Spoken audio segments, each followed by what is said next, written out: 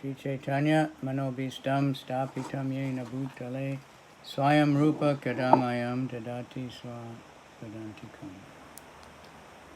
Shri Rupa Goswami Ki Jai. We're continuing the Nectar of Devotion, Srila Prabhupada's summary study of Rupa Goswami's very important book, Bhakti Rasamrita Sindhu. Chapter 36, Transcendental Affection, Servitude. The transcendental mellow of affection has been accepted by devotees like Sridhar Swami as a perfectional stage of devotion. It is just above the humor of neutrality and as a requisite to the development of the serving humor in literature such as the Nama Kaumudi. The state of existence is accepted as continuous affection for or attraction to Krishna. Authorities like Sudev consider this stage of affection to be in the neutral stage. But in any case, this affection is relished by the devotees in different transcendental tastes. And therefore, the general name for this state of affection or pure affection for Krishna. Devotees engaged in servitude are attached to Krishna in the affection of reverence. Some of the inhabitants of Gokula, Vrindavan, as exhibited in earth, are attracted to Krishna on this platform of affection and reverence. The inhabitants of Vrindavan used to say, Krishna is always manifest before us with a complexion like a blackish cloud. He holds his wonderful flute in his lotus hands. He is dressed in yellow silks and bedecked with a peacock feather on his head. When Krishna walks near Govardhan hill with these personal features, all the inhabitants of the heavenly planets, as well as the inhabitants of this earth, feel transcendental bliss and consider themselves the eternal servants of the Lord. Sometimes the devotee becomes filled with the same awe and reverence by seeing a picture of Vishnu, who is dressed like Krishna and who has a similar complexion. The only difference is that Vishnu has 4 hands, in which he holds the conch shell, disc, club, and lotus flower. Lord Vishnu is always decorated with many valuable jewels, such as the Chandrakanta stone and the Suryakanta stone. In the Lalita Madhava by Rupa Goswami, there is the following statement by Daruka, one of the servants of Krishna. It's Krishna's driver, chariot driver.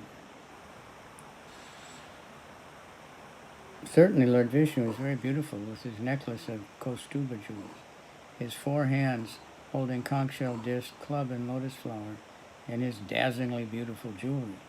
He is also very beautiful in his eternal position, riding upon the shoulder of Garuda. But now the same Lord Vishnu is present as the enemy of Kamsa, and by his personal feature, I am completely forgetting the opulence of Vaikuntha. Another devotee once said, this Supreme Personality of Godhead, from whose bodily pores come millions of universes, permanently rising, who is the ocean of mercy, who is the owner of inconceivable energies, who is always equipped with all perfections, who is the origin of all incarnations, who is the attraction of all liberated persons. This very Supreme Personality of Godhead is the supreme controller and the supremely worshipable. He is all cognizant, fully determined, and fully opulent. He is the emblem of forgiveness and the protector of the surrendered souls.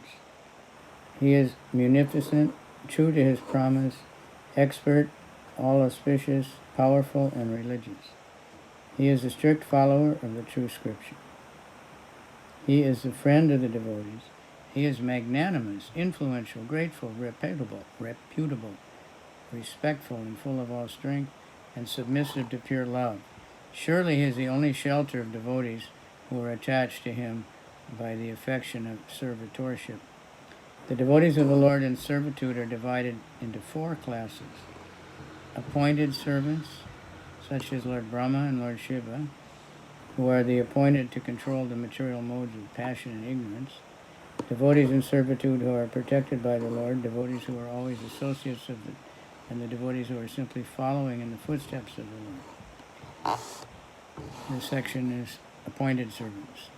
In a conversation between Jambavati, one of Krishna's wives, and Kalindi, her friend, Jambavati inquired, "Who is this personality circumambulating our Krishna?" Kalindi replied, "She is Ambika, the superintendent of the universal affairs." When Jambavati inquired, "Who is this personality who is trembling at the sight of Krishna?" Kalindi replied, "He is Lord Shiva." When Jambavati inquired, "Who is this person offering prayers?" Kalindi replied, "He is Lord Brahma." Jambavati then asked, "Who is that person who has fallen on the ground and is offering respect to Krishna?" Kalindi replied, "He is Indra, the king of heaven." Jambavati next inquired, "Who is the person who has come with the demigods and is laughing with them?" Kalindi replied, "He is my elder brother Yamaraj, the superintendent of death." This conversation offers a description of all the demigods, including Yamaraj, who are engaged in services appointed by the Lord. They are called Adhikrita Devata, or demigods appointed to particular types of departments of departmental service. Devotees under the protection and shelter of the Lord. One resident of Vrindavan once told Lord Krishna, "My dear Krishna, the pleasure of Vrindavan. Being afraid of the material existence, we have taken shelter of you, for you can completely protect us. We are well aware of your greatness. As such, we have taken up our desire for liberation and have taken complete shelter under your lotus feet. Since we have heard about your ever-increasing transcendental love, we have voluntarily engaged ourselves in your transcendental service."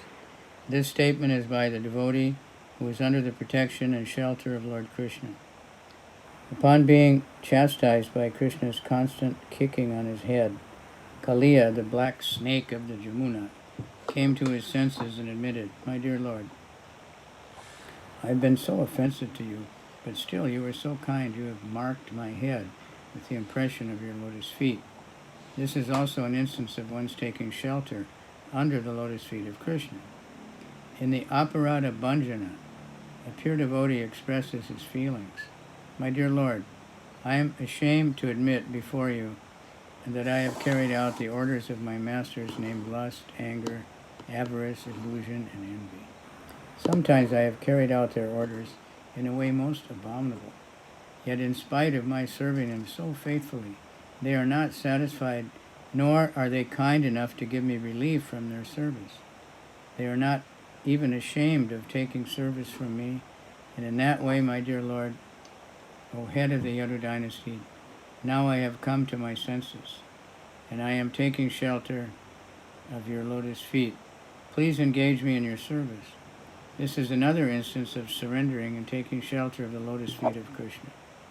There are many instances of the various Vedic writings of persons who are aspiring after liberation by speculative knowledge, but gave up this process in order to take complete shelter under the lotus feet of Krishna. Examples of such persons are the Brahmanas headed by Shonaka in the forest of Naimisharanya. Learned scholars accept them as devotees having complete wisdom. There is a statement in the Hari Bhakti Sudodaya in which these great Brahmanas and sages, headed by Shonak Rishi, told Sutta Goswami, "My dear great soul, just see how wonderful it is. Although us human beings who are contaminated with so many taints of material existence, simply by our conversing with you about the Supreme Personality of Godhead, are now gradually decrying our desire for liberation." In Padyavali, a devotee says, "Persons who are attached to speculative knowledge for self-realization, who have decided that the Supreme Truth is beyond meditation, and who have thus become situated in the mode of goodness, let them peacefully execute their engagement. As for us, we are simply attached to the Supreme Personality of Godhead, who is by nature so pleasing, who possesses a complexion like a blackish cloud, who is dressed in yellow garments, and who has beautiful lotus-like eyes. We wish only to meditate upon him. Those who are from the very beginning of their self-realization attached to devotional service are called Swanishta, Sevanishta. Sevanishta means simply attached to devotional service. The best examples of such devotees are Lord Shiva, King Indra, King Bahulashvala, King Ikshvaku, Shutadev, and Pondraka.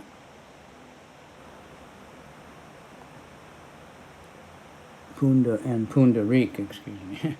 Pondraka is a demon. Pundarika. One devotee says, "My dear Lord, your transcendental qualities attract even the liberated souls and carry them in the assembly."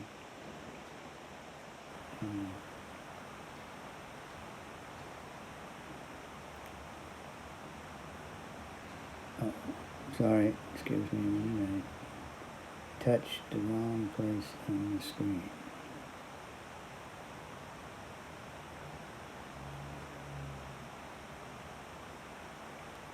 One devotee says, "My dear Lord, your transcendental qualities attract even the liberated souls and carry them to the assembly of devotees, where your glories are constantly chanted. Even great sages who are accustomed to living solitary places are also attracted by the songs of your glory, all deserving all your transcendental qualities. I have also become attached and have decided to dedicate my life to your loving service." The constant associates. In the city of Dwarka, the following devotees are known as Krishna's close associates: Uddhava, Daruka, Satyaki, Shutadev, Satrajit, Nanda, Upananda, and Bhadra. All these personalities remain with the Lord as his secretaries, but still they may sometimes engage in his personal service. Among the Kuru dynasty, Bhishma, Maharaj Parikshit, and Vidura are also known as close associates of Lord Krishna. It is said, all the associates of Lord Krishna have lustrous bodily features, and their eyes are just like lotus flowers. They take sufficient power. They have sufficient power to defeat the strength of the demigods, and the specific feature of their persons is that they are always decorated with valuable ornaments. When Krishna was in the capital, Indraprastha, someone addressed him thus: "My dear Lord, your personal associates, headed by Uddhava, are always awaiting your order by standing at the entrance gate of Dwarka. They are mostly looking on with tears in their eyes, and in the enthusiasm of their service, they are not afraid even of the devastating fire generated by Lord Shiva.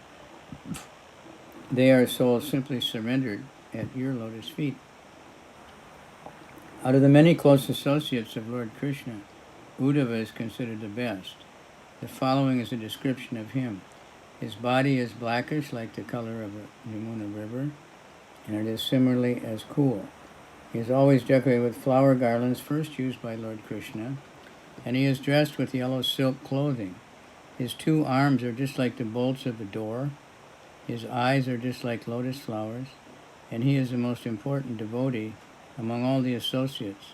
Let us therefore offer our respectful obeisances unto Uddhava's lotus feet. Uddhava has described the transcendental qualities of Sri Krishna as follows: Lord Sri Krishna, who is our master and worshipable deity, the controller of Lord Shiva and Lord Brahma, and the controller of the whole universe as well, accepts the controlling orders of Ugrasena, his grandfather. He is the proprietor of millions of universes, but still he begged a little land from the ocean, and although he is just like an ocean of wisdom, he sometimes consults me. He is so great and magnanimous, yet he is engaged in different activities just like an ordinary person. Next is followers of the Lord. Those who are constantly engaged in the personal service of the Lord are called anugas, or followers. Examples of such followers are Suchandra, Mandana, Stamba, and Sutamba. They are inhabitants of the city of Dwarka, and they are dressed and ornamented like the other associates. The specific service entrusted them to the anugas are varied. Mandana always bears the umbrella over the head of Lord Krishna.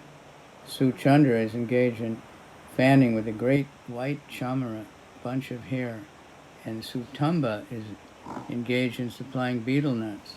All of them are great devotees, and they are always busy in the transcendental loving service of the Lord. As there are anugas in Dwarka, so there are many anugas in Vrindavan also. The names of the anugas in Vrindavan are as follows: Raktak, Patak, Patrak, Patri, Madhukanta, Madhuvrata, Rasala, Suvilas, Prema Kanda, Mara Daka, Ananda, Chandrahasa, Payoda, Bakula, Rasada, and Sharada. Descriptions of the bodily features of the anugas in Vrindavan are given in the following statement. Let us offer our respectful obeisances to the son of Maharaj Nanda. They always stay in Vrindavan, and their bodies are decorated with garlands of pearls and with bangles and bracelets of gold. Their colors are like black bees in their golden moon, and they are dressed just as to suit their particular special bodily features. Their specific duties can be understood from the statement by Mother Yasoda, who said, Bakula, please cleanse the yellowish dress of Krishna. Varika, you just perfume the bathing water with a guru scent. And Rasala, you just prepare the betel nuts so you can all see that Krishna is approaching. There is dust overhead, and the cows can be seen very distinctly. Among all the anugas, Raktak is considered to be the chief. The description of his bodily features is as follows. He wears yellow clothing, and his bodily color is just like newly grown grass. He is very expert in singing, and is always engaged in service of the son of Maharaj Nanda. Let us become the followers of Raktaka in offering transcendental loving service to Krishna. An example of the attachment felt by Raktaka toward Lord Krishna can be understood from his statement to Rasada. Just hear me. Please place me so that I may always be engaged in the service of Lord Krishna, who has now become famous as the lifter of Govardhan Hill. The devotees of Krishna engaged in the personal service are always very cautious, because they know that becoming personal servitors of Krishna is not an ordinary thing.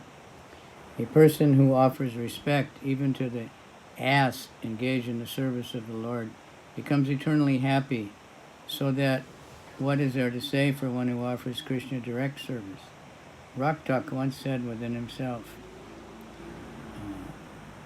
not only is Krishna my worshipable and servable Lord, but also the girlfriends of Krishna, the gopis, are equally worshipable and servable by me.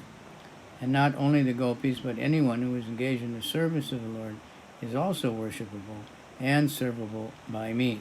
I know that I must be very careful not to become overly proud that I am one of the servitors and devotees of the Lord. From this statement, one can understand that the pure devotees who are actually engaged in the service of the Lord are always very cautious and are never overly proud of their service. This mentality of the direct servitor of Krishna is called Duriya. According to expert analytical studies of the direct associates of the Lord, Srila Rupa Goswami has divided these into three classes, namely Duriya, Dhira, and Vira. Raktak is classified among the Duriya, those who are always attached to serving the most beloved gopis. One Dhira associate of Lord Krishna is the son of Satyabhama's nurse. Satyabhama is one of the queens of Lord Krishna in Dwarka, And when she was married to Krishna, the son of her nurse was allowed to go with her because they had lived together from childhood as brother and sister. So this gentleman, the son of Satyabhama's nurse, used to live with Krishna as his brother-in-law, and sometimes his brother-in-law, he used to play jokes with Krishna, and once addressed Krishna in this way: "My dear Krishna, I never tried to gain the favor of the goddess of fortune, who is married to you. But still I am so fortunate that I am considered one of the members of your house as the brother of Satyabhama. A Vira associate once expressed his pride, declaring, 'Lord Balaram may be a great enemy of Pralambasura, but I have nothing to worry about from him. And as far as Pradyumna is concerned, I have nothing to take from him, because he is simply a boy. Therefore, I do not expect anything from anyone else. I simply expect a favorable glance of Krishna upon me, and so I am not even afraid of Satyabhama, who is so dear to Krishna.'" In the fourth canto of Srimad Bhagavatam, 12th chapter, verse 28, King Prithu addresses the Lord, saying, "My dear Lord, it may happen that the goddess of fortune becomes dissatisfied with my work, or I may even have some misunderstanding with her, but I will not mind this, because I have full confidence in you. You are always causelessly merciful."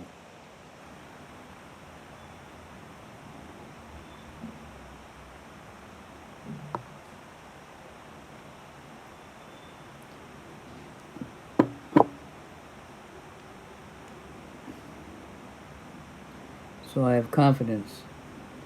My dear Lord, you are self-sufficient. You can do anything you like without the help of anyone else.